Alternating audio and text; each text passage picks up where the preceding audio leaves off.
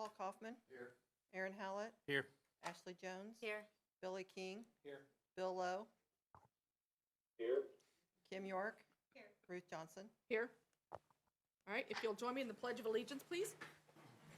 I pledge allegiance to the flag of the United States of America and to the republic for which it stands, one nation, under God, indivisible, with liberty and justice for all. Okay, thank you. If you wouldn't mind, we're going to have a moment of silence in honor of our teacher today, Deborah Hale, that we lost.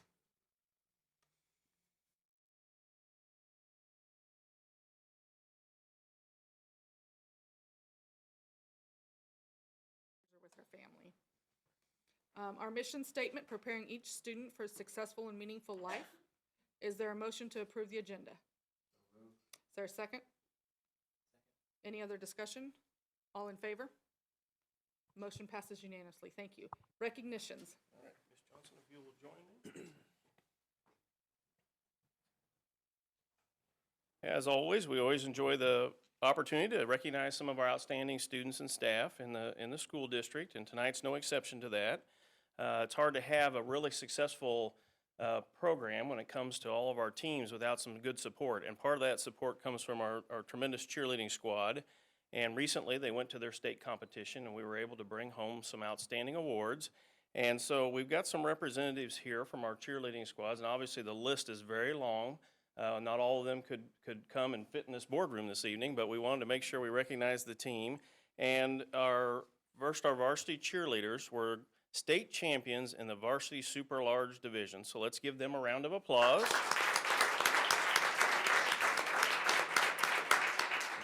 And as I call your name, please come forward. Representing them this evening are some of their captains and seniors.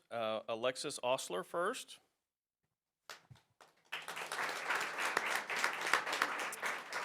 Sophia Cummings.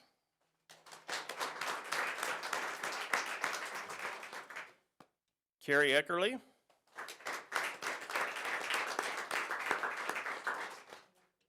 Alyssa King.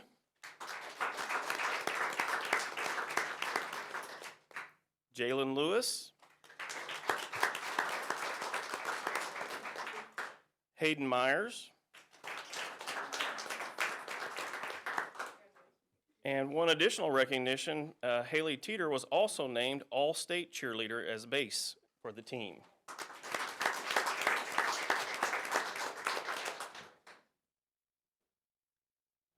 I'm pretty sure they know how to pose for a photo as well. So.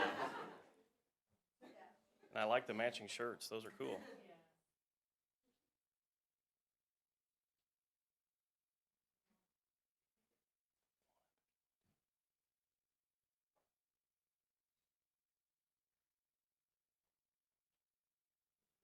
Thank you, ladies, and congratulations.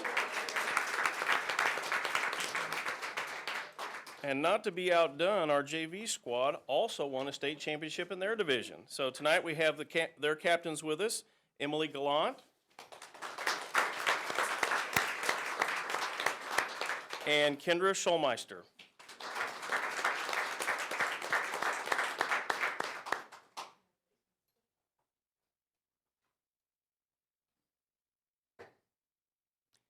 As with all of our activities, there's a tremendous amount of time that goes into being a cheerleader at Ray-Pec High School. I know they put in tons of hours both during the season and in the off season preparing for the year and practicing for their contests and events. So we thank you for all you do to bring the spirit to the games and all you do to support the teams throughout the district. So thank you very much and congratulations. We'd also like to recognize a couple staff members this evening.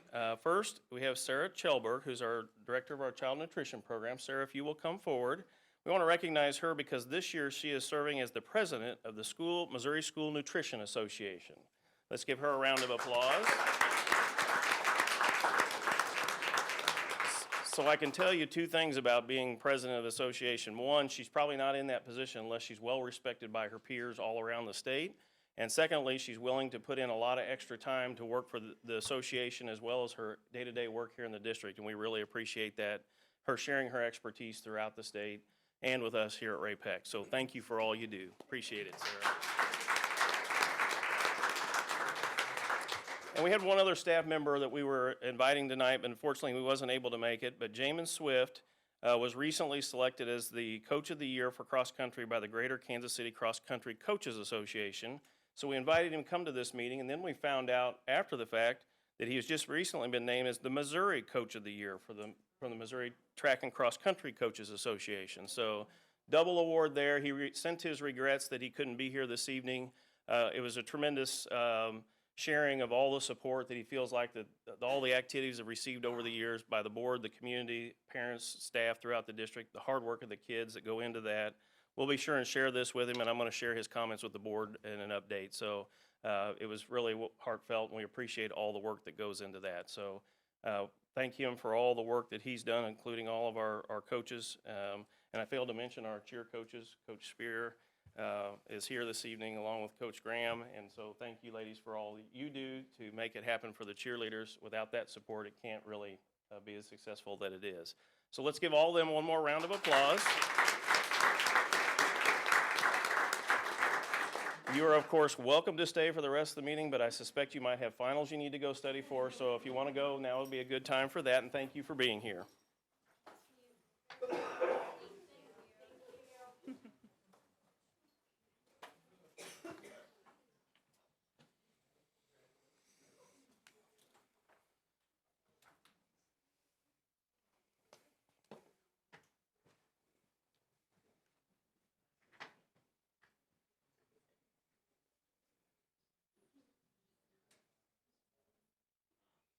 All right, moving on to the consent agenda. Is there a motion to approve the consent agenda? Is there a second? Second. Any discussion? All in favor? Motion passes unanimously. Thank you. Public comment? None tonight. Thank you. Informational items, special education program review. Mrs. Wally. Combining your names. Good there a little. evening. Make sure this clicker is on. It looks good. Okay, tonight I'm here to share with you the special education program review. Of course, want to point out the pictures from our recent Special Olympics bowling tournament. We have a variety of our Special Olympians with their bowling partners. So the team members consisted of myself, Jenny Tryon, who is our lead process coordinator for the elementary level, Corey Bartley, who is our lead process coordinator for the secondary level, Mary Shatford, our director of early childhood, who's here tonight, Randy Randolph, our principal representative from South Middle School, Risa Bullard, who serves as our process coordinator for Raymore Elementary, and she also supports our new special education staff through mentoring, and Katie Huff, our high school special education teacher.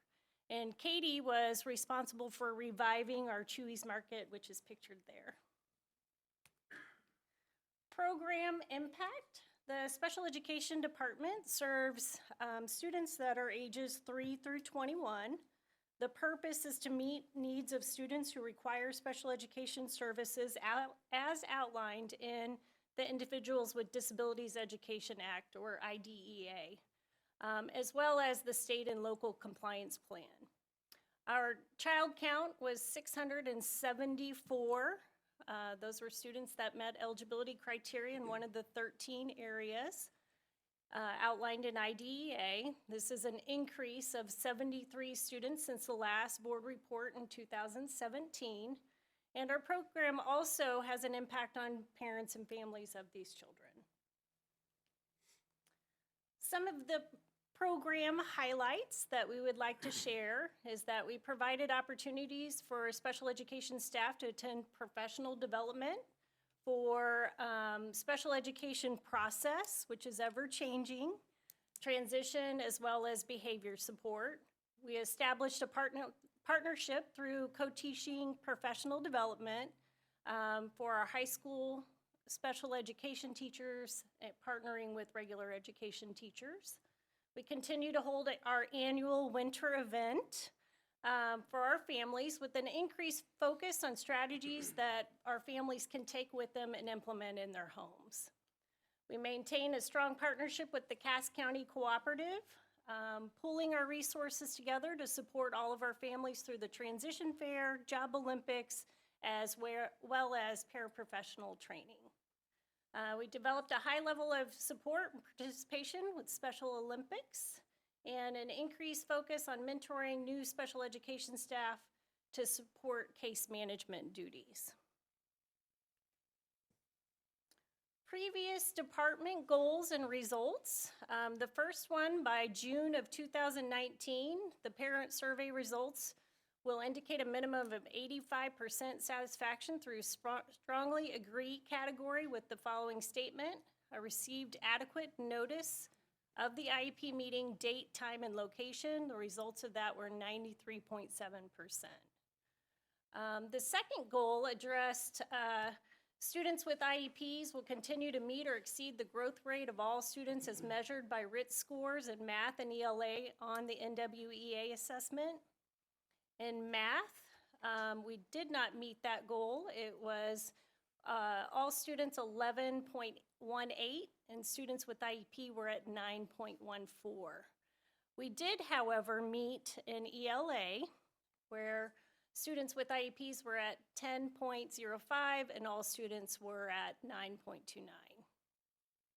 Our third goal addressed exploring and expanding opportunities for paraprofessionals to serve as job coaches for students staying in our program until they're 21. We did not have any students that attended beyond their 4 years for the 17-18 or the 18-19 school year. We are, however, continuing to partner with the Cass County Co-op to develop additional opportunities. We're trying to expand our in-district opportunities, such as you saw Tui's Market. And we continue to partner with the Harrisonville School District to provide supports there as well for post-secondary training for our students. On our scorecard, the first two, as you can see, address the MPI gap. The first one shows the gap between students with IEP's performance compared to all district students in ELA. The second one is for the math component. The third measurement is the NWEA RIT score growth points in math for students with IEPs, and then the fourth one, the growth points for ELA for students with IEPs. And then our fifth component of the scorecard is our overall parent satisfaction survey, and that came out at 86%. So future department goals.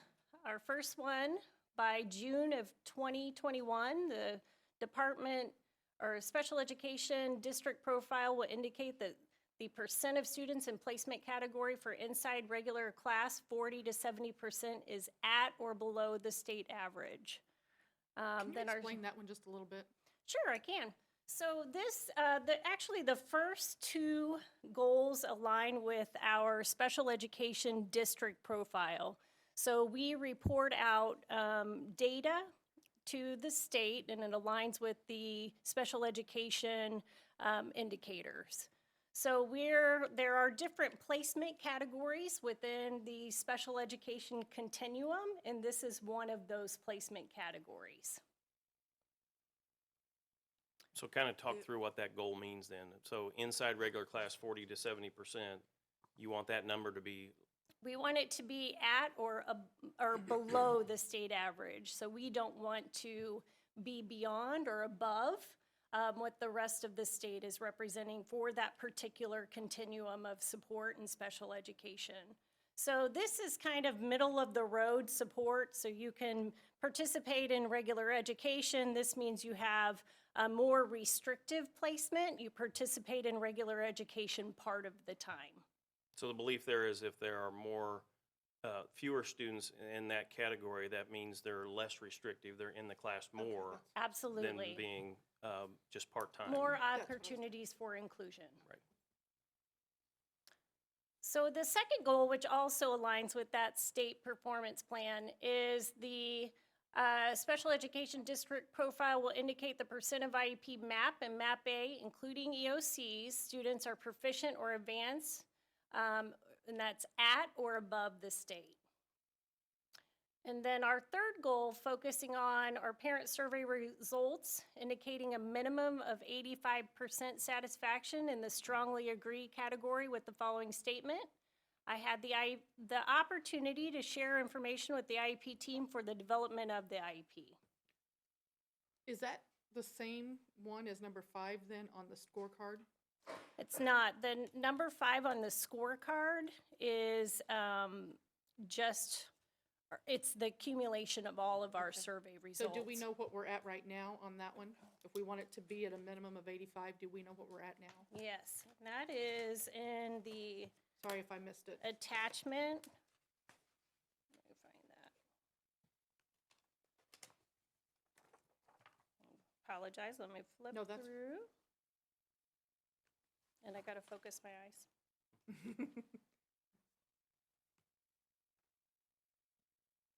It is currently, we are at 85%. And so we kept the target at the same? Yes, because we want to maintain that. This is probably one of the most important focuses right now with special education is parent participation in the IEP development. So we want to make sure that we're staying at that standard versus dropping below that. Okay.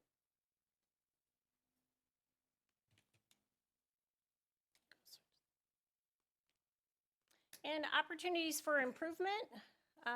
We want to continue to work on focusing increased access to general education curriculum and opportunities afforded to peers.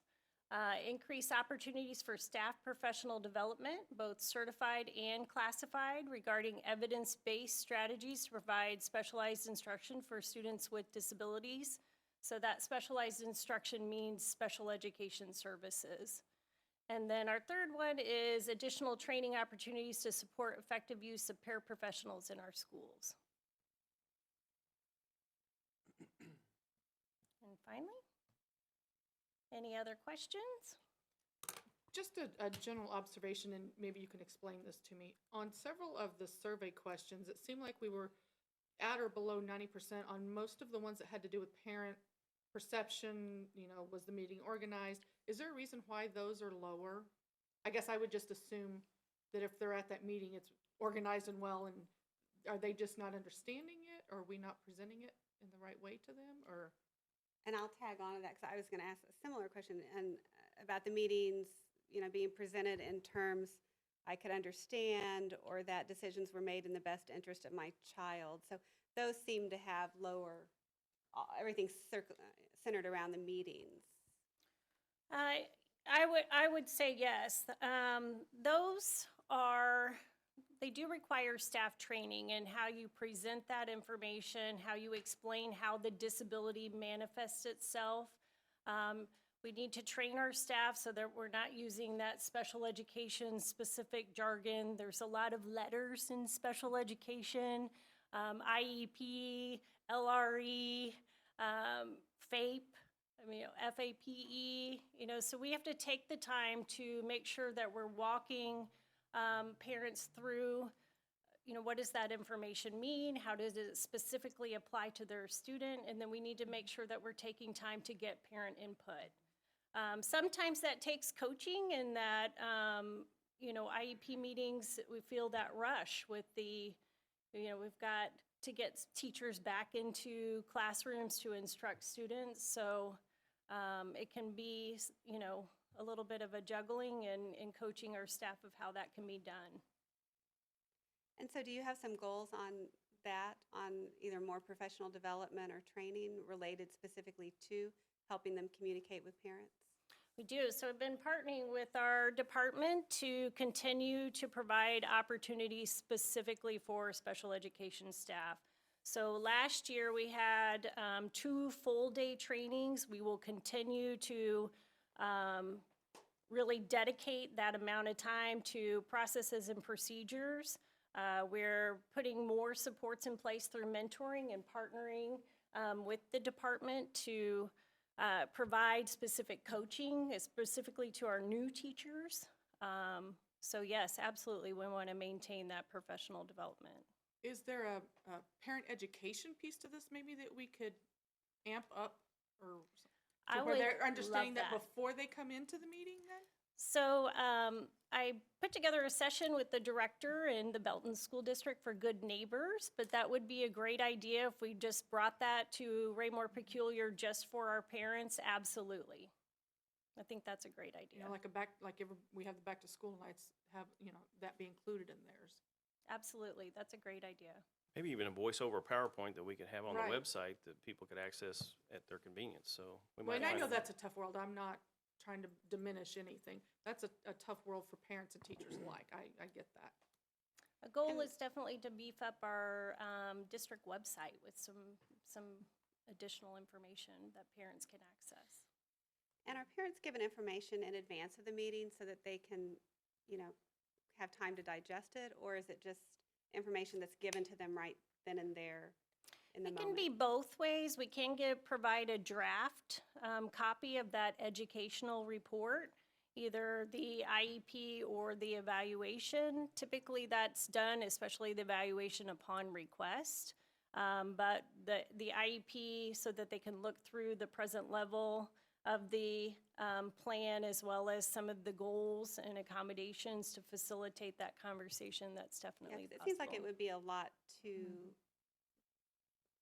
go through just It in is. that one meeting when it's the first time you're seeing it. Yes, Well, absolutely. and I think another layer to that is educating them. A lot of stuff is driven by legislation. Mhm. And so, you know, educating them on those components ahead of time so that they understand that sometimes our hands are tied because of those issues. Yes, absolutely. And on the survey, have we, it might be, I mean, you may have already done this, but it might be worthwhile to ask, to get input from the parents on what would help them. Okay. In those. In the future you know, meetings, facilitating those meetings. Okay, thank You you. know, I look at our, not empty space, but our space that we're still growing into at Shoal, and I think that just is ample opportunity and for stuff like that to happen for our parents and helping those education pieces. Because they're just bombarded with the medical piece at home, and then this is just another layer to it. It is.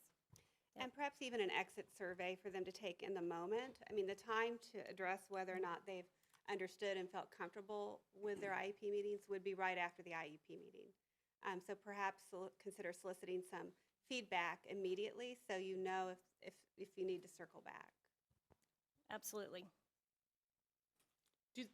This may be a silly question. Do they have teachers' conferences on regular schedule like general ed students? They do. Okay. Parent-teacher conferences. Okay. So addition to the parent-teacher conference, the IEP meeting is held annually, but it can be held upon a parent's request or the school team's request. Any other questions? Well, thank you very much. And I will say, I've gotten lots of comments over the years on our winter formal that we do for the kids in other districts that are able to come here. And do that. So thank you guys for continuing to do that. That's a big asset to our community as a whole. Thank you. All right, moving on to stakeholder engagement solution. Dr. Hatfield. Good evening.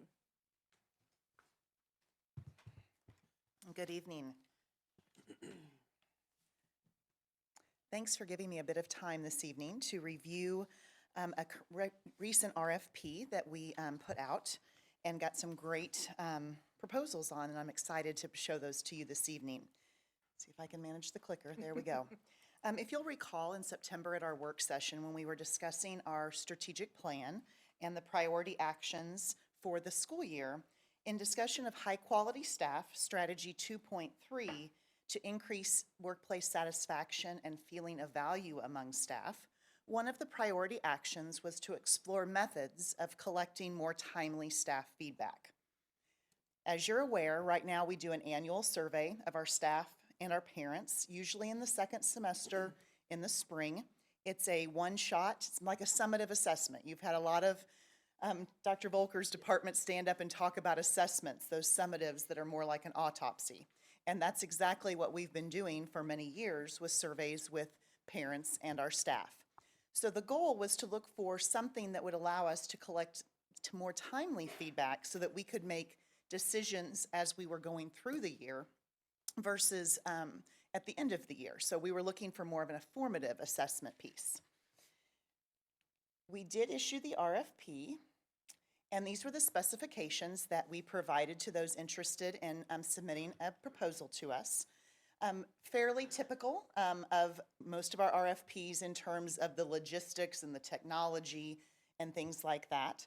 We did have a focus that even though this came out of a focus area for staff, we thought if we were going to embrace a solution like this, it would be great if we could also use it with our students and our parents. So that was one of the parameters from the proposal. Also, anonymity of collected data. I think you have all heard, and we have too many times, that when surveys go out, people believe that we can see who said what, and it's absolutely not the case, but we wanted some definite reassurances that there was an anonymity piece in these proposals. We wanted something that was research-based, not just, we can create questions, but we don't have all that research behind us, and it's not quite as easy for us to do as those researchers out there. So that was one of the qualifications as well. Several other things there. The last one I want to point out, we wanted our users, staff, students, and parents to have control over how they answered these surveys. Really excited about the mobile capabilities. I don't know if some of you have ever done the little surveys you get after using a service or on your Sonic receipt.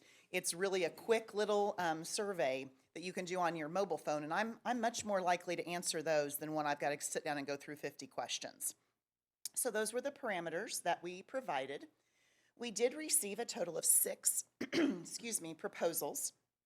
They're listed here for you, as well as the annual cost, unless otherwise specified. One presented a cost for 18 months.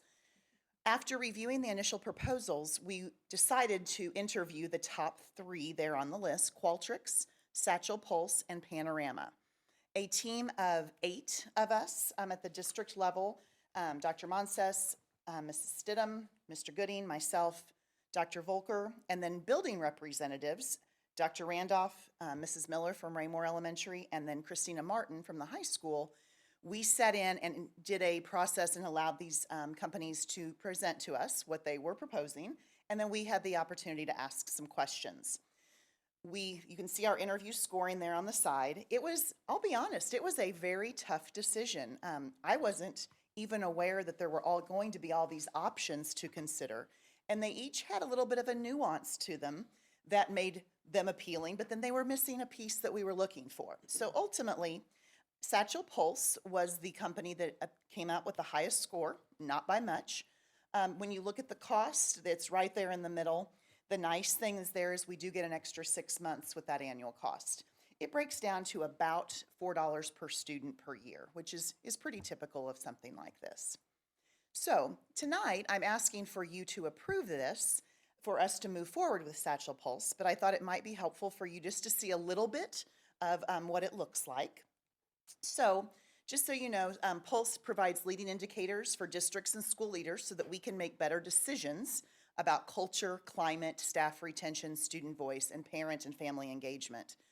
We've talked a lot about staff retention. It would be nice to have some data prior to that exit survey to help us make some changes. So some highlights I'm going to share with you are the way that the system is organized. It's in pillars, and I'll explain those in a moment.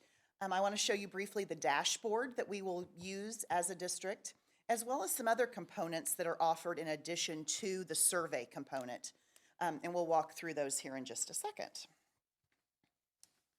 Okay, so Satchel Pulse organizes their themes or key ideas into pillars. So they have staff, student, and parent pillars. You can see them. For example, staff, meaningful work, appreciation and recognition, etc. And then when the survey questions are done, those questions are aligned to the pillars and weighted, and you end up getting a fluctuating trend line score of how your staff is feeling in those various areas. it's the same for students and parents, of course, with the pillars being slightly different. In the customized dashboard, and this is, I have a sample account that really doesn't do me much. I got in for me, and I did a survey, and I don't have any other data to show you. So this is basically what it looks like. You can see the Take Survey button. Our thought would be to send these surveys out every 2 to 3 weeks. We're talking 5 to 6 questions each time, not a heinous, long survey. And the way it's set up, especially if you use your mobile device, it's a slider scale. So instead of the numbers being there, there's a strongly disagree, don't know, and strongly agree.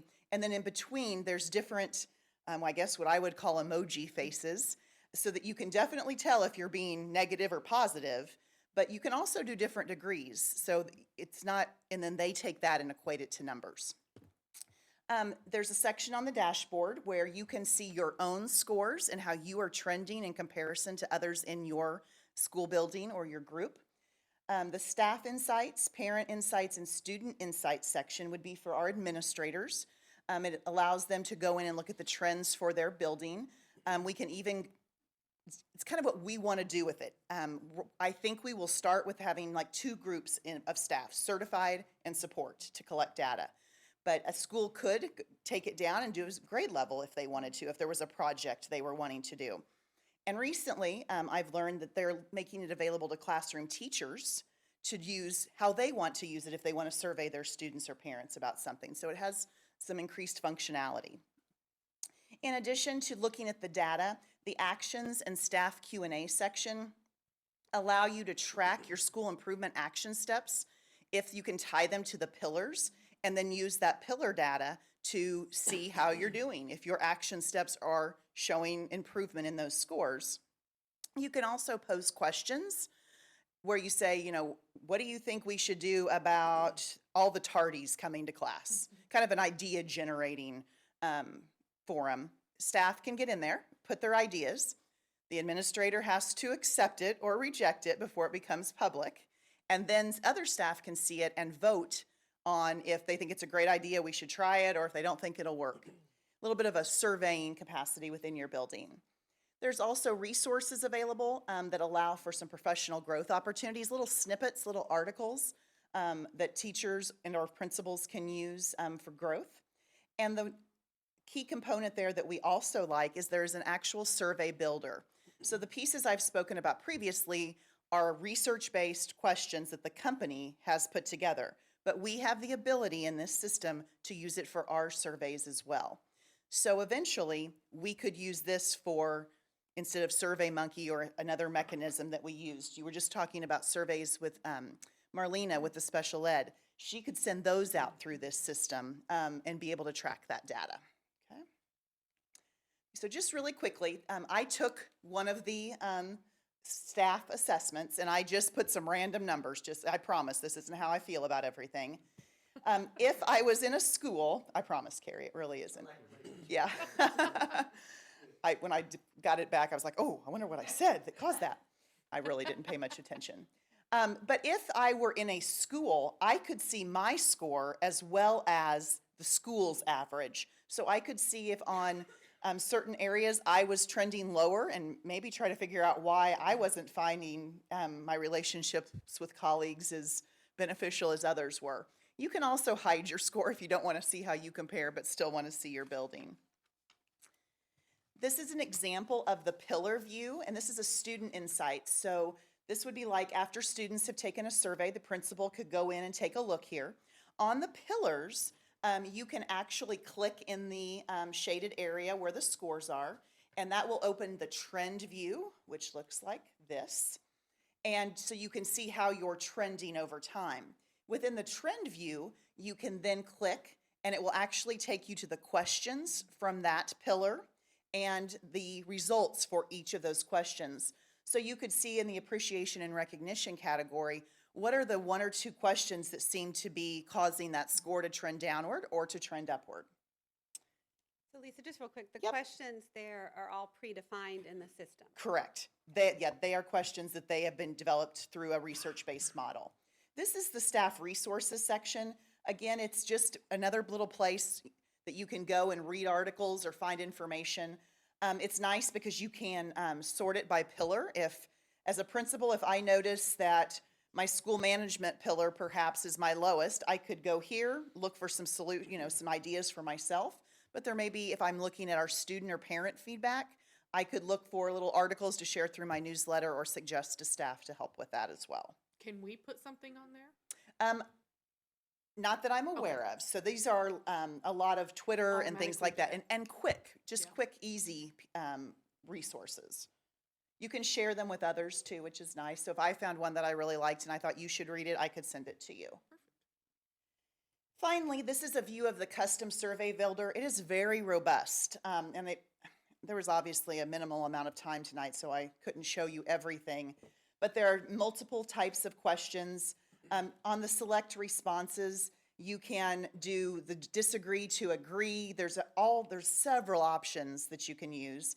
You can select a scale of how many choices you want there to be, much like we're used to with SurveyMonkey or other services such as that. I mentioned earlier that we do have the opportunity to expand to classroom teachers if they wanted to use this in some capacity with their students.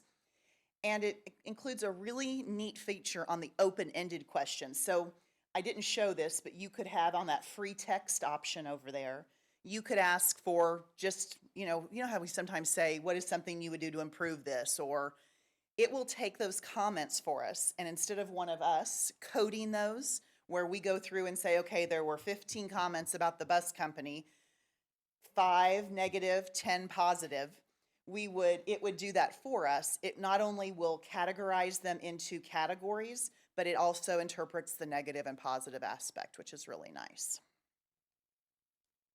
All right. So as you saw in the beginning, the cost for this is $25,940 over the course of 18 months. I would appreciate your approval this evening so we can move forward with this and hopefully begin to assess our perception data with our staff, students, and parents more regularly. What questions can I answer for you? I just have a few. This looks awesome, by the way. I'm really excited about this. Does that cost cover like unlimited access for all Yes. staff members? Yes. Okay. And that isn't it. For this first time, it'll be 18 months, and then it would be an annual cost. But yes, it is. I provided them the number of staff, the number of parents, the number of kids. It's for everybody. Everybody. Okay. And then, are there any other districts in our area that are using this? Yes, I actually had some notes about that I didn't share. Hickman Mills began using the staff portion this year. I spoke with Casey Clapmeyer, who's in their HR department. We actually see each other quite regularly at HR events. He has been very pleased. They did just start small and use it with their staff, but he has been pleased with the implementation process and the feedback they're getting. I was able to speak to a superintendent in Georgia who has been using the tool. I asked when I called on the references, I specifically asked about the anonymity piece. I mentioned earlier that we hear from our staff, we're worried you can know what we're saying. So I asked about that, and both the assistant superintendent in Georgia and in Alaska, I talked to a superintendent in Alaska, they said that at first it was hard. They really had to do some work for staff to understand that this was anonymous. In Georgia, she indicated that they have about an average of 65% staff participation across the district, which is really pretty good in my opinion. In Alaska, the superintendent said that the buildings that have bought into this are seeing progress on their school improvement, and he hopes that will funnel down to some of the other schools that have perhaps been a little more skeptical. But Hickman Mills is the only one in this area that has started using it. There's some Illinois, some other parts of the country. It actually is a company out of Great Britain. The founder of the company was a teacher and an administrator. And this isn't the only software solution they do. They have a big homework helper software that's like the #1 used in the UK, as well as some other educational apps that they use. But they're fairly new to this side of the water, I guess you would say. The pond. Uh-huh. Yeah, so I think this looks excellent. It's very exciting. A couple of thoughts. So I could see a lot of creativity happening here and a lot of useful ways to use it. But with that, I think we also need to have a plan for consistency and ensuring oversight. You know, if we have 50 or 60 people creating surveys, you Right. know, how do we ensure consistent tone Sure, makes sense. and also to preserve the data integrity? We want to be able to use the data. If we have 50 different people asking the same question 50 different ways, will we be able to use that data? I think we want to be very careful that, Yeah. you know, one of the things we're trying to combat is survey fatigue. And Right. in this system, at least it's shorter, it's easier to do, and which is one of the things that they believe helps with that. I think we're gonna have to be careful. I don't think we should start surveying and everybody using it all over the place. But for example, at the parent-teacher conferences, we do our building culture surveys. I think that's something that could get put into this system rather than SurveyMonkey if we wanted it to. If teachers were to use it, it would be more of it wouldn't be, we would be comparing them across the district. They might just want to see how did the kids like the latest PLTW, you know, initiative or whatever. But I completely agree. The things we're comparing, we definitely need to be consistent. Well, and then just the oversight Yes. plan. You know, is a principal going to review with the teachers, you know, how the surveys are being put together? And I think that'll be something that comes as it along evolves, later. Yeah. Yeah, that's not going to be a component we roll out right away. Yeah, I think we're thinking of a gradual release where Yes. we're starting administratively, and then as we see that it's working, getting the results we want, then we can expand it to bigger audiences. It's, you know, it's a tool that it's much like a lot of the software solutions we have. They can do a lot of things. We just have to implement slowly, but I also don't want to not take advantage of the components that we could eventually use if they would be beneficial for us. I like the analytics that it's going to look for, and we can put together a survey using SurveyMonkey where this program, it's going to find and show you how to use the information that you're pulling. So In regard to like those analytics, some of the things it does to protect anonymity, it does, you know, on SurveyMonkey, you could literally watch the results come in and see that your scores were changing. They do, on this system, there are set times to do the calculations on those surveys. So it's not after every survey comes in, it recalculates. They have specified times when it does that recalculation. They also have a hard limit that if 5 people or users have not answered a question, it doesn't get reported at all. So that way there's no, you can't say, oh, it's this person at this building, if there's only 2 people in that category. So they've thought through that, which is, I appreciate. I also like the fact that instead of, what would you call it, a knee-jerk reaction in you know, at the end of the April. school year when, you know, we're doing SurveyMonkeys and I like the fact that you can do this throughout the year, and if you see something that's not right, we can make changes on the fly during the year instead of trying to make the changes at the end of the year For the next year. And you're already behind the ball, so. And same with parents or the community. If there was some particular thing that came up, we could immediately, you know, Right. send out a 2-question survey. And we can watch for times of the year that tend to dip. You know, if every year we're seeing a dip at a certain time, that's just good information. That one time a year is hard to use effectively. I had a question. I know a lot of, I mean, MSN and Google and everybody's doing surveys and different things now. And a lot of them, they'll just ask 3 or 4 questions. And for people that have survey fatigue or whatever, at the end of it, would you like to take another one? And if you want to go through and do more surveys, you know, you take as many as you want. I don't know if that's something that. That's not a component that I believe it has. Once you do the initial survey, and the first one you do as a staff member or a student or a parent is going to be a little bit longer, 15-ish questions. And then after that, he said 6 is the maximum that would be. So will this, obviously this will replace some of our other surveys, but when it comes to our strategic plan and all the surveys that we use in our strategic plan, it looks like it aligns fairly well and has similar questions, so. Ultimately, there are some of the survey information we gather from this that we might use as a replacement metric for something we're measuring our scorecard. But we also have the option to ask the exact same question if we build our own. So we can work that either direction. We can either change our or scorecard items to match some of the things they're already asking, or we can ask specifically the questions we want to know about that we're using on our scorecard. So we'll have to make a choice at some point, and the strategic plan committee will be the one that'll have to talk about that, I think. And my last question, I think you used the word leading indicators, or did I hear that? Do they have benchmarks? Is that what you mean? Like, if we score 8 or an 80% or something, do they have some kind of national benchmarks available? I did not ask that question. I can find out. There, in the research I've done, there's nothing that we would compare ourselves to I another guess it school would be district. international, I don't know. Yeah, yeah. I had one other, does this company cater to school districts? Or Yes, does it is other an business? educational company. And I guess my question is this intended to replace SurveyMonkey, or is this in addition to?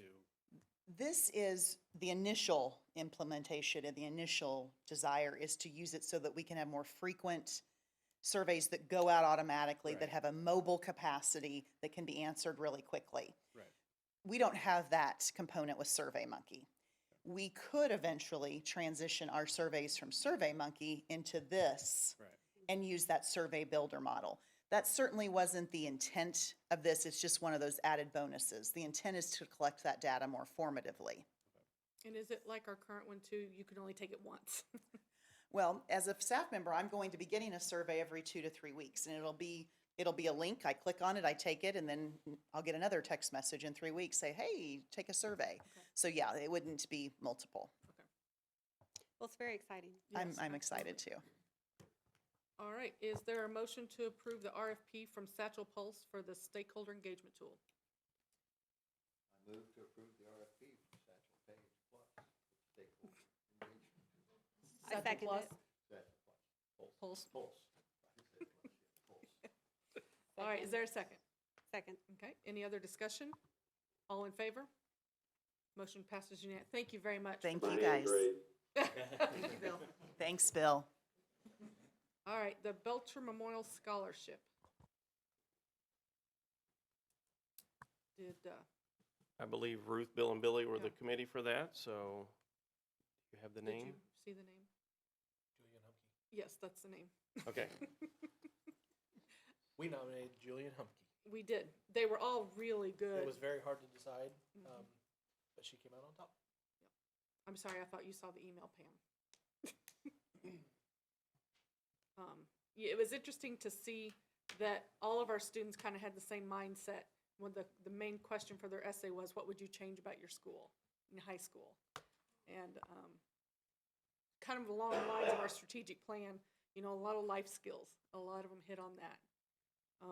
One of them said that we needed to mandate that every student took IB psychology because they learned so much about themselves and what made them work better because of, they learned sleep. They learned that, okay, I never sleep, but if I do, I'm actually better at everything else I do because I slept. And so it was some really neat ideas to see. So thank you guys for helping with that. Is there a motion to approve Julia Lumke then? Humpkey. Humke? Julian Humke. Is there a motion? Do I Make a motion to nominate Julian Humke for the Belcher Scholarship. Is there a second? Second. Okay, any discussion? All in favor? Bill. I raise my hand. Yeah. Motion passes unanimously. Thank you, guys. So her name will be carried forward to the regional consideration among all the other school districts in the region. Okay, on to committee reports. Wellness Committee is doing the maintain and don't gain over the holidays, so that's always a challenge for a lot of people, but yeah, I think everybody's motivated to do that and be a part of it. Long-range facility planning, they've had a meeting. They're getting close to putting the presentation together for the public on the options and ideas that have been put together so far for the long-range facility plan. Team Ray-Pec was canceled this week due to some white stuff that fell from the sky. And so their focus right now is getting ideas and input on the calendar for next year. And as we know, our legislators in Jeff City decided to help us decide when school starts. So that kind of put a new twist on the calendar. So they're working through those ideas right now. And then the Innovation Committee met yesterday. And they kind of focused on the real-world learning opportunities and options that are out there, and what does that look like for us in the future.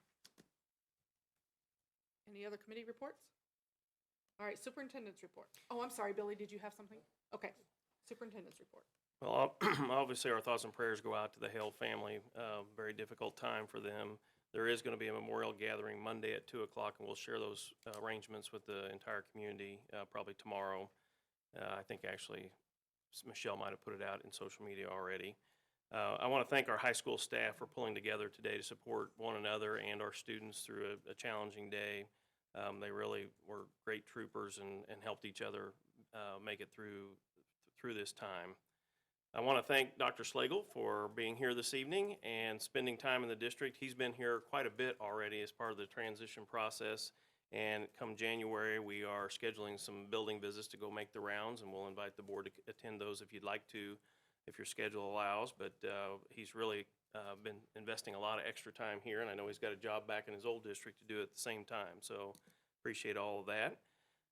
Again, it's time for the Polar Plunge. It's only about 5 weeks away from Saturday, January 25th at Longview Lake. If you want to participate, I know a few people in the room have done that before, contact Mr. Moore at the high school. Otherwise, there'll be plenty of links set out if you want to contribute. And I don't know that Dr. Slagle knows that that's part of the expectation that goes with the position, but I've got one more of those to go through. Hey.